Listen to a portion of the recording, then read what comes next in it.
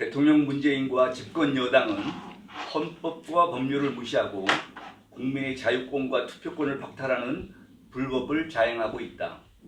그럼에도 양심과 정의감으로 한가하지 않는 이 땅의 2050 청장년들에게 우리는 다음과 같은 안타까운 질문을 드리는 바입니다.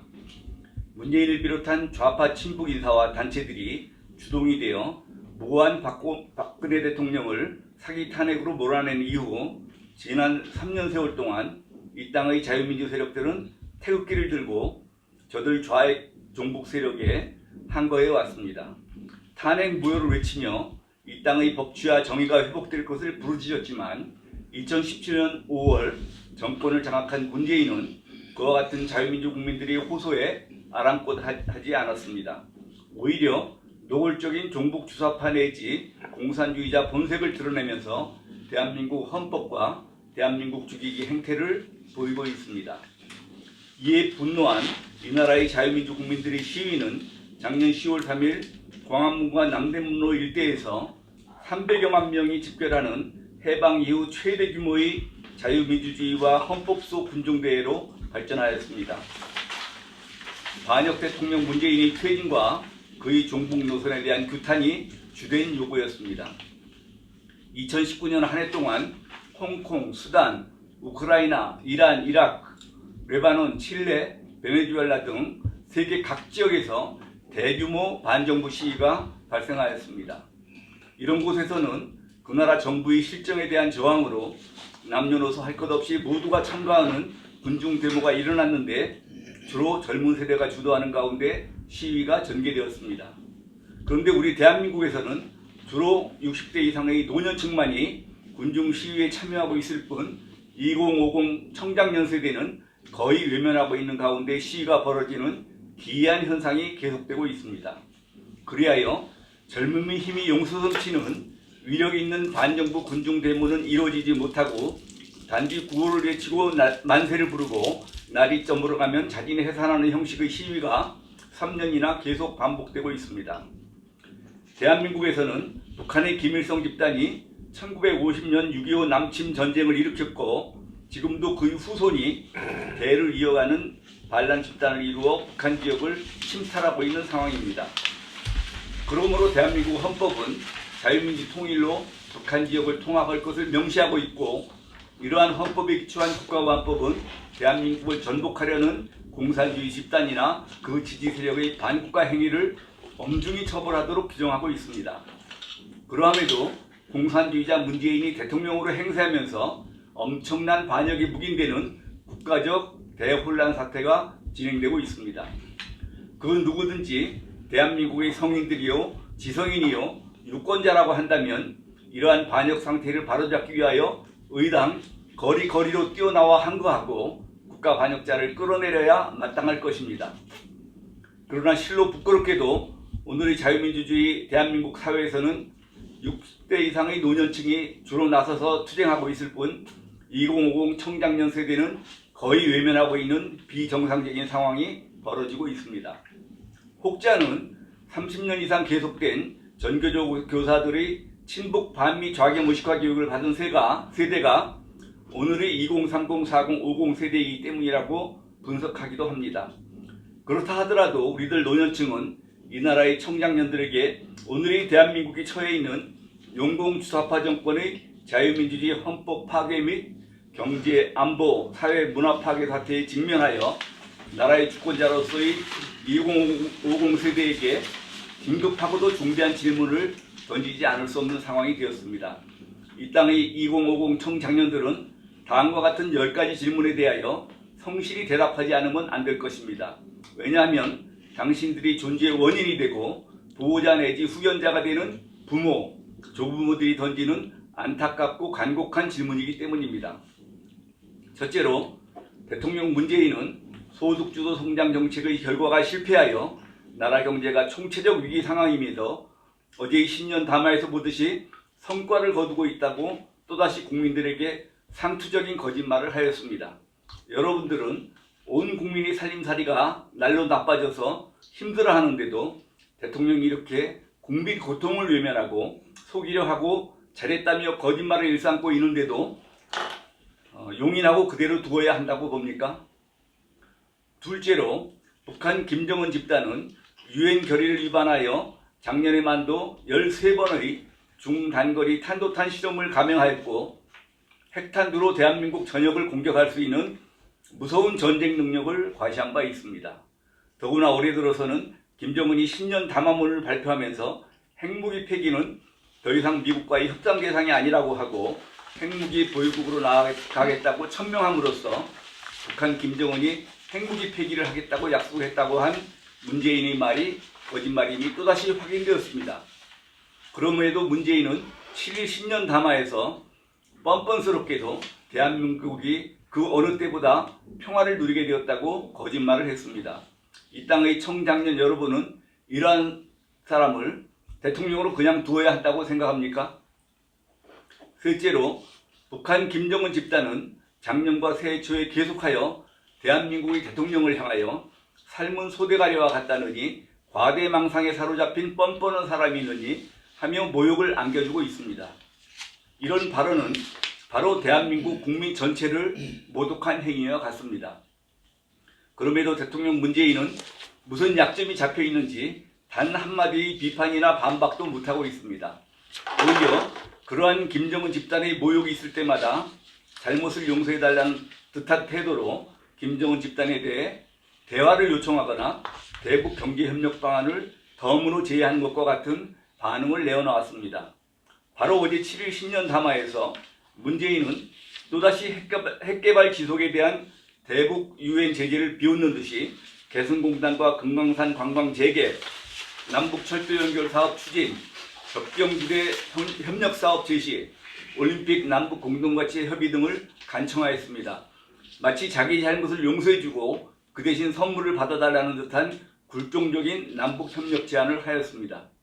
여러분은 이러한 사람을 계속 대통령으로 용납해야 한다고 생각합니까? 넷째로 문재인은 대통령 권력을 장악하자마자 즉시 세계 제1위의 원자력 발전 기술 국가인 대한민국의 탈원전 원자력 발전 폐기 노선을 불법적으로 명령하였습니다. 그 결과 대통령의 명령 한마디에 출세욕으로 굽신거리기만 하는 사명감 없는 장차관 공직자와 공기업 임원들, 학자 등이 앞장서서 국민 70% 이상이 탈원전 정책을 반대하여도 아랑곳하지 않고 원전 폐기 노선을 지속적으로 실행하고 있습니다. 문재인이 탈원전 명령 3년이 되는 오늘날 서울대학교 원자력공학과 학생 지원자가 사라지고 세계 최고급 원자력 기술자들이 중국으로 팔려가는가 하면 원자력 관련 부품 산업은 몰락하여 수만 명의 실업이 발생하면 물론 600조 원의 원자력 수출 시장이 막혀버리고 수조 원 단위의 원자력 발전소 건설 중단 매몰 비용이 발생하고 화력발전, 천연가스 발전 등으로 대기 오염도가 폭증하는 탈원전 망국의 대한민국이 되어가고 있습니다. 역대 과학기술처 장관들과 이공계 교수 700여 명이 탈원전 정책 포기를 요구하여도 문재인은 단 한마디 해명도 없이 무슨 연고인지 탈원전 노선을 강행하고 있습니다. 여러분들은 이러한 탈원전 정책을 강행하는 대통령 서희가 무엇이라 생각합니까? 이러한 문재인을 계속 대통령으로 두어야 한다고 생각합니까? 다섯째로 문재인은 김정은과의 2018년 9.19 평양회담에서 국민과 국회가 모르는 가운데 남북 군사협정을 체결하여 대한민국 국군의 군사훈련을 육해공 모든 방면에서 하지 못하도록 제한하고 휴전선의 전방 초소를 폐쇄하며 북한군의 대남 침투로가 될 수 있는 철원지역의 지뢰를 제거하고 왕복 2차선의 탱크 도로를 개설하였으며 최전방 5개 사단을 폐쇄하고 북한의 주적 개념을 없애버리는 등 유사시 북한군이 대한민국으로 쾌속 질주할 수 있는 길을 열어주었습니다. 만일 주한미군이 없고 미군의 감시만 없다면 김정은이 언제 어느 곳으로 계속 남침을 할지 알 수 없는 국방전선의 해체입니다. 뿐만 아니라 북한 김정은에 대하여 핵무기를 폐기하라고 요구하지도 못하고 국내외 대한민국 8천만 국민의 생사를 오로지 김정은의 전쟁 의지 여부에만 맡기고 있습니다. 그러면서도 한반도에서 전쟁이 일어나서는 안 되며 핵무기도 가질 수 없다는 위장 평화 수식어만 남발하고 있습니다. 청장년 여러분, 이러한 사람을 대통령이요 국군 통속권자라고 모시고 살아가야 합니까? 여섯째, 문재인은 대한민국의 건국이 1948년 8월 15일이 아니라고 공언하였습니다. 대한민국 헌법은 1948년 7월 17일에 제정되었고 이 헌법에 따라 총선거와 대통령 선거가 실시되어 1948년에 대한민국 입헌민주공화국이 창건되었습니다. 대한민국의 건국을 부정하면 헌법을 부정한 행위가 됩니다. 문재인은 2018년 9월 평양 군중연설에서 자신은 남쪽 대통령이고 김정은은 국무위원장이라고 표현하여 대한민국이 한반도의 유일 합법정부임을 부정하였습니다. 그리고 헌법을 고쳐 자유민주를 삭제하려 하고 있고 그러한 헌법 개정이 좌절된 후에도 중고등학교 교과서에서 대한민국이 한반도의 유일 합법정부라는 표현을 삭제하고 자유민주주의를 인민민주주의로 변경하여 가르치도록 하고 있습니다. 문재인은 이처럼 헌법을 부정하는 언행을 반복하고 있습니다. 여러분은 이러한 사람을 대통령으로 내버려 두어야 한다고 생각합니까? 일곱째로 문재인은 2018년 11월 7일 어선을 타고 탈북한 20대 청년 2명을 눈을 가린 채 국민 모르게 휴전선을 통해 강제 북송하려다 언론의 취재로 발각되자 선원 16명을 살해한 살인자라고 설명하면서 국민을 속였습니다. 이로 인하여 유엔 인권위원회에서는 대한민국이 국제인권협약을 위반한 것으로 보고 마치 북한 김정은 집단의 인권 탄압 상황을 조사하듯 대한민국의 대통령을 조사하기로 결정하는 수치를 당하게 되었습니다. 문재인은 미국, 일본, 유럽연합 등 자유우방이 북한 인권 결의안을 유엔에서 채택하는 과정에서도 한국이 불참케 하였습니다.